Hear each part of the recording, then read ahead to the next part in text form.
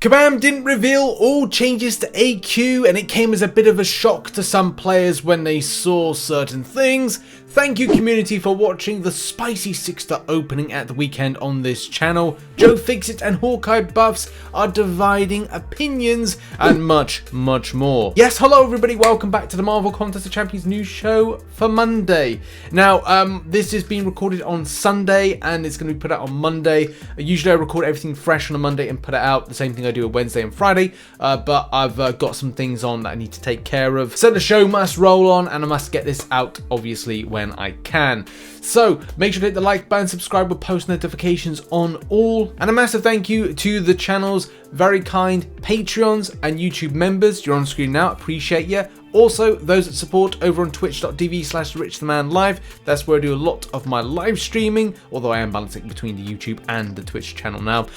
And also, those that give the Amazon Prime, Twitch Prime, thank you very much. Also, those that give tier 1 subs, tier 2 subs, bits and donations, appreciate you. Thank you so much. Now, yeah, on Saturday, thank you so much to everybody that came out for that very special live stream. I've condensed it into a little video, which the link is in the description down below. It is a 20, well, technically it's a 21 6-star opening. It's 10 6-star features and 11 6-star basics in the end. That was a little added extra for those that came on by to the stream, but appreciate everybody that came out. Also, shout out to Max V, who put in a very kind gift at the end of the stream. Appreciate you if you're watching. Try to get a thank you out to you, and everyone else that, you know, came on by. It was a vibe, man. Some amazing pulls and lots of videos I've got to make in the future.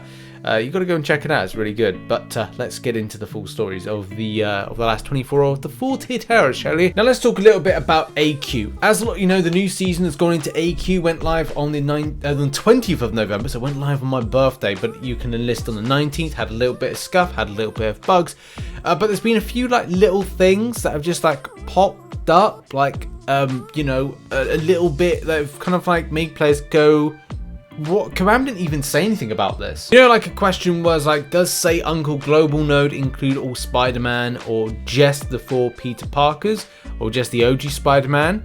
You know, Duke and Puke says, can confirm that Miles Morales does not get the Say Uncle Global buff, so it must be just limited to anything that's like Peter Parker related that has the Uncle. There's so many other things as well. With Bronco saying map 6 day 1 opponents have considerably higher prestige and HP comparable to previous day 5 opponents. Is this intended? Day 5 bosses will be really stacked. There's also you know, another player saying similar thing. Why didn't you tell us in advance that you were increasing the enemy stats and rarity?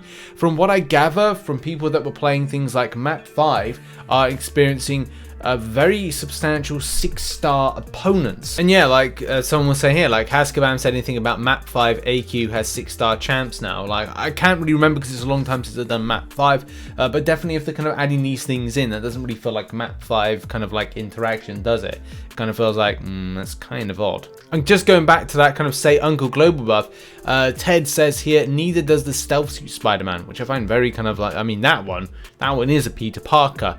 The others kind of make sense for it, but like, why not the stealth suit one? Oh, and neither does the Stark Enhanced. So, yeah, and at this point, I would assume they only apply to OG Spider-Man, if indeed were. So it's like, yeah, it's pretty silly. And I guess it's really these kind of things like, why did it need to change? I mean, you look at a player here saying like G-Best Mir says, why have all the champs been turned into rank 4 6-star champs in map 6? Day 1 is like day 5. Can't wait to see what day 5 is going to be like. The game's still broken, so you guys make it harder. Nice work. Oh man, yeah. Very odd. And this thing has a double kind of like impact to it. I really question as to like what Kabam are doing half the time with this stuff. You know, there's player here and also many others saying about timeouts. As a result, if you increase the champion rarity, you increase the hit pool, and if you increase the hit pool, then it means it's going to take longer to take down the enemy champion. As this player here says, just to finish day 1 on map 5, the timer needs to be extended to 5 minutes. Had to put 80% Thanos down and almost timed out with a rank 3 apocalypse. This will lead to a situation on day 3/4 where no solos are possible. So I really I don't know what Kabam are doing half the time, and this is a prime example of kind of going like, right, well, you're putting this content that's going to be released for AQ. Why did you need to like add in the extra rarities and health balls? So that's something to kind of like bring to the table and just to let you know, like, guys, like, Kabam, look into this, please. Why did you change it? Did you need to change it? Change the timers. But also, if you're going to increase the difficulty of it, then you've got to increase the rewards for those that are looking for this. And that are doing this. So it's like, what are they doing? There's also many other reports about AQ floating around, and I'll try and piece a lot of this together in future kind of coverage. But man, Kabam, I think Kabam have definitely been alerted to this. They know about this stuff. They just haven't responded to it. As soon as we get an answer, we'll kind of like, I'll get back to you whatever the answer is, and hopefully they answer some of this stuff here when it comes to silly things that they do, and then kind of go like, why have they done it? Okay, let's just do a quick look at some of the new champion buffs that are coming, and that is Hawkeye, and that is Joe Fixit. Shout out to Cat Murdoch, link in the description to Cat Murdoch's socials, and amazing stuff. Like, if you want to get some like really amazing art, especially some amazing like stickers and other types of trinkets and things that just kind of showcase some amazing artwork, and go and check out Cat Murdoch. But Cat Murdoch has put together these amazing infographics looking at the old comparing with the new of Joe Fixit. You can definitely see on screen like a lot of changes are definitely kind of like coming the way of Joe Fixit, and it's exciting times. I am all about this, and I definitely kind of like gonna enjoy it. I don't know if I'm more interested in Joe Fixit or Hawkeye's update, but let's have a look at now. So we got it on the screen, we can take a look at it. A lot of this seems to be a case of like playing into what this gambling or kind of alter ego of Joe Fixit, which is good because it kind of plays into like the suits of the of time previous, but now has a bit more kind of like meaning to it. So suits gain a stackable bonus during specials. Hearts get debuff duration, spades critical rating, clubs 30% of bar power of 2 seconds, diamonds 25% of armor penetration, and jackpot counts all for suits. That's with the signature ability, and that's cards to play a dead man's hand debuff instead of being removed. All slots are assigned matching suits. The gambler's draw.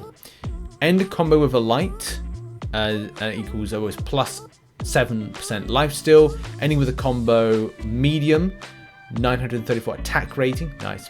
The Joe Fixit can hold 6 cards at a time. At max, new cards replace old cards in the order they were gained. So if you can, like, you could really stack up some nice stuff, especially depending on what you're actually interested in doing. I love it. Especially if you want to be really tanky or be really kind of like on the front foot, or taking back a little bit of life.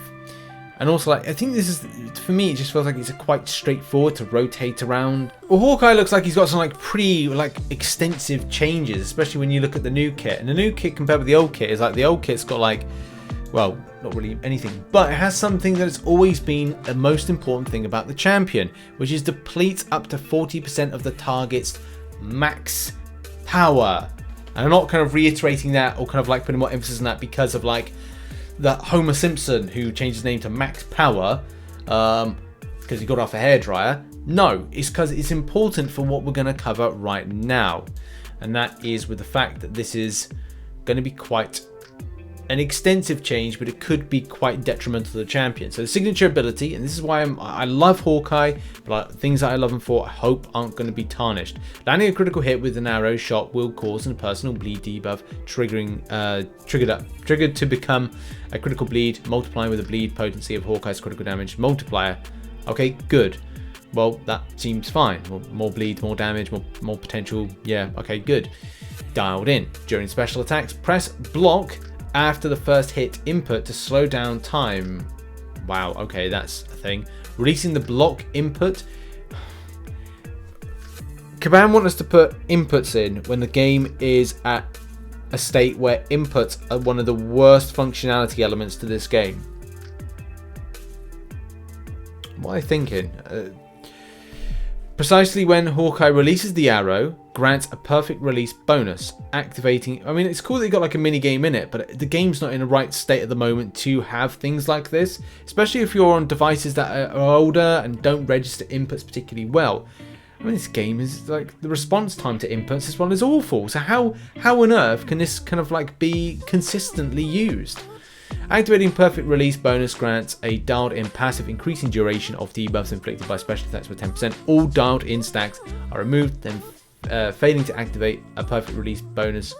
Perfect release bonus max 5. Okay, so it could be nice. I mean, it's a cool concept. I just think that this is maybe the wrong time for this game to do it. Basic attacks. Pulls all input debuffs on the opponent for 1 second. Cool. Inflict a slow debuff on the opponent for 10 seconds on heavy attacks. Fantastic. Need another counter for Mixed Master, and also rotations around doing like, you know, just parry heavies. I love it. It's like She-Hulk. It's like Spider-Gwen. Good. I love it. Special attacks. Final hit. 100% chance to inflict the bleed debuff, dealing a good amount of bleed damage right there. Each bar of power spent beyond 1 grants +1 bleed and 5-second duration. Perfect release arrow attacks become guaranteed critical hits. Okay, SP1, 100% chance to inflict the power drain, removing 75% of a bar of power. Okay. The reason I said like in the opening that it divides opinion is there has been a lot of people dividing opinion on the thoughts, like whether or not Joe Fixit is good enough based on some of the info, and like, yes, like people have gone, it's good, but they're kind of a little bit apprehensive on certain elements. I've seen a write-up on the Hawkeye buff, and a few people responding to that, but again, like, it's very mixed on people's thoughts. This is a massive write-up right here, but it's very much kind of like, I actually kind of like, I do get where this person's coming from, and it does go into the elements of how the champion is built. I like the way that they tackle the power control element, which for me personally is the only gripe I have with the champion change, but I'm willing to give it a try to see how good it is, and then go, right, did it hit well? Did it hit less than well? As I said, same thing with Joe Fixit. So thoughts in the comment section, and we'll wait next week for the update to see what the crack is. And now onto the final bit of coverage, and that is arena results and some predictions. I say some predictions because it is actually being quite difficult to grab the information as quickly as I would like to put this in. As I said, I'm recording it on Sunday night, and not everything information-wise has actually been put into to where we need to kind of like get info on the 6-star Void, and also a good cutoff for the 6-star Mr. Negative. The reason I say that is there seems to be more of a hot interest to certain champions, more so for Mr. Negative, and I think that's probably because it's been the new champion that's been put in, a new champion's been put in the basic. It's actually gone in the kind of region close to Shang-Chi. Shang-Chi on its first time into the 6-star basic went for 23 mil.